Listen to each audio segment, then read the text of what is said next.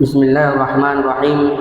Assalamualaikum warahmatullahi wabarakatuh. Innal hamdalillah nahmaduhu wa nasta'inuhu wa nastaghfiruh wa na'udzu billahi min shururi anfusina wa min sayyiati a'malina. May yahdihillahu fala mudilla lahu wa may yudlil fala hadiya lahu. Asyhadu an la ilaha illallah wa asyhadu anna Muhammadan abduhu wa rasul. Amma ba'd. Tak henti-hentinya dan bosan-bosannya kita kembali memanjatkan puja dan puji syukur kita atas kehadirat Allah Subhanahu wa taala, yang di mana Allah Subhanahu wa taala masih ingin memberikan kenikmatannya kepada kita semua, sehingga pada hari ini kita masih bisa melangkahkan kaki kita ke rumah Allah Subhanahu wa taala ini untuk melaksanakan kewajiban kita sebagai umat Islam. Dan salam beserta salawat semoga tercurah kepada baginda suri tauladan kita, yakni baginda Nabi Muhammad sallallahu alaihi wasallam. Dan semoga juga tercurah kepada keluarga-keluarga beliau, sahabat-sahabat beliau, tabi'in, atba'ut tabi'in, hingga sampai kepada kita semua yang masih beristiqamah terhadap ajaran beliau hingga akhir zaman. Jamaah sekalian, insyaallah dirahmati dan dirahmati Allah Subhanahu wa taala. Pasti kita semua sudah mengetahui mengapa kita datang ke sini, untuk apa tujuan kita ke sini, mengapa kita rela meninggalkan kenyamanan rumah kita hanya untuk datang ke sini. Pasti di balik semua itu ada sebuah tujuan besar yang ingin kita dapatkan dengan cara datang ke sini untuk menuntut ilmu. Pasti kita datang ke sini untuk mengubah diri kita, memuhasabah diri kita bagaimana supaya kita bisa berguna di kemudian hari dan di akhir kelak. Dengan cara datang ke sini untuk menuntut ilmu. Dan juga pasti kita sudah mengetahui hadis Rasulullah sallallahu alaihi wasallam yang mungkin sudah sering sekali kita dengarkan, namun tidak mengapa kita ulangi karena setiap pengulangan pasti ada hikmahnya. Di mana Rasulullah sallallahu alaihi wasallam mengatakan, "Talabul ilm fardhatun ala kulli muslim." Menuntut ilmu wajib bagi setiap kaum muslimin. Makanya dari itu jamaah sekalian, di samping kita datang ke sini untuk memenuhi kewajiban kita, kita datang ke sini untuk mengubah diri kita dari awal yang tidak mengetahui akhirnya bisa mengetahui. Dan seharusnya kita bersyukur ke jamaah sekalian kepada Allah Subhanahu wa taala. Karena Allah Subhanahu wa taala memilih kita di antara sekian banyaknya pemuda yang ada di permukaan bumi. Seharusnya kita bersyukur karena Allah Subhanahu wa taala telah memilih kita untuk menjadi penuntut ilmu agama. Dan saya kasihkan perumpamaan bagi kita semua. Jadi kita semua ini adalah sebuah ember yang diisi dengan air.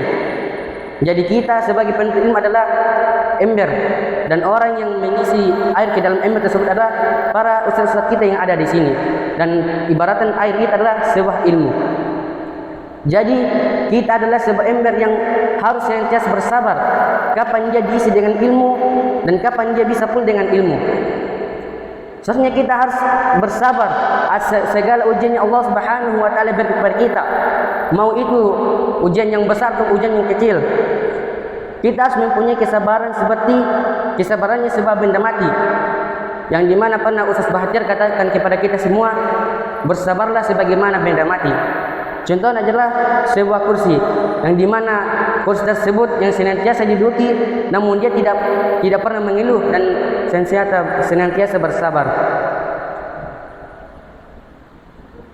Dan Allah Subhanahu wa taala juga menyuruh kepada kita untuk senantiasa bersabar. Apapun yang ujian Allah Subhanahu wa taala berikan kepada kita, kita harus bersabar dengan ujian yang tersebut. Dan kita menuntut ilmu, kita harus menjalani proses demi proses. Jadi kita sebagai penuntut ilmu itu harus menjalani proses, bukannya memperbanyak protes. Ingat, an-nasu yaqdir wallahu yaqdir. Manusia punya proses tapi Allah punya rencana. Dan juga kita harus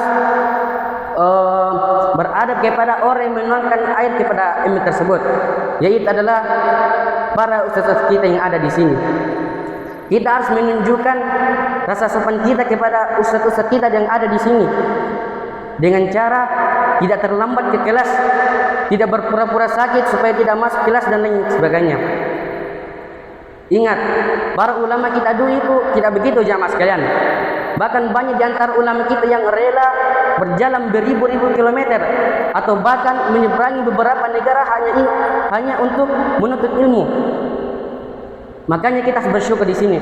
Dan Allah Subhanahu wa taala telah memberikan kita kenikmatan yang Masya Allah ini. Kita hanya berjalan ke kelas sebentar sekali berjalan, baru kita menunggu di sana, menunggu kita datang.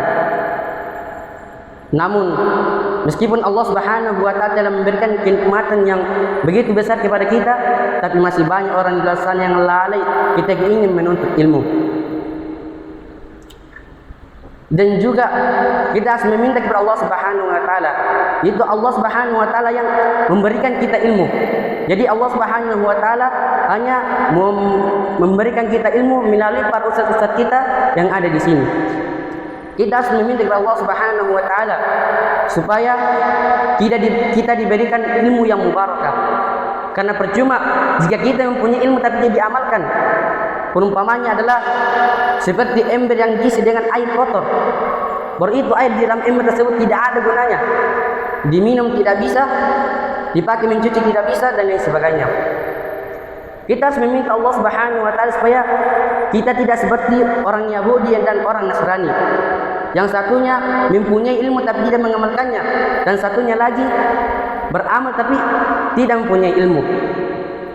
Makanya kita harus meminta kepada Allah Subhanahu wa taala supaya Allah Subhanahu wa taala memberikan kita ilmu yang mubarak insyaallah.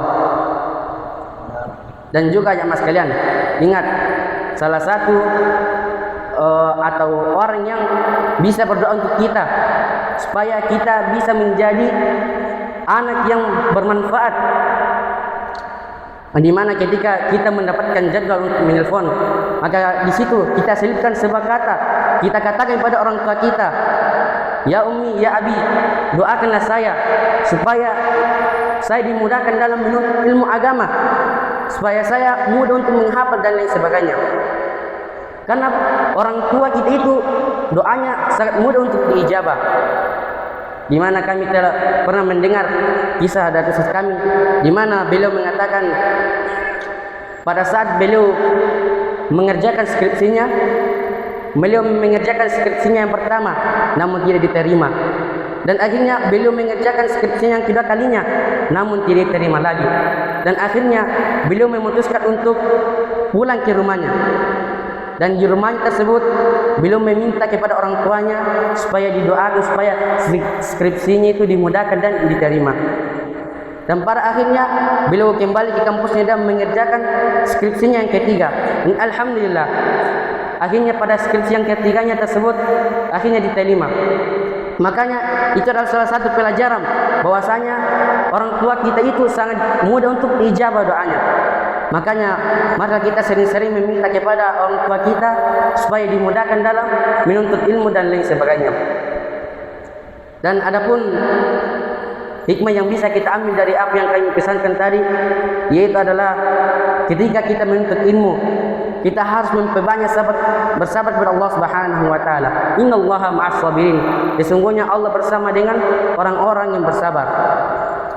Dan juga kita harus berada kepada ustaz-ustaz kita, karena mereka lah yang mengajari kita ke sini. Karena mereka lah kita bisa mempunyai ilmu dan lain sebagainya. Dan juga kita harus meminta kepada Allah Subhanahu wa taala supaya kita mempunyai ilmu yang mubarakah insyaallah. Mungkin sampai sini saja apa yang bisa kami sampaikan pada kesempatan penuh berkah ini. Jika ada salahnya itu datangnya dari diri kami pribadi, dan jika ada betulnya itu datangnya dari Allah Subhanahu wa taala. Assalamualaikum warahmatullahi wabarakatuh.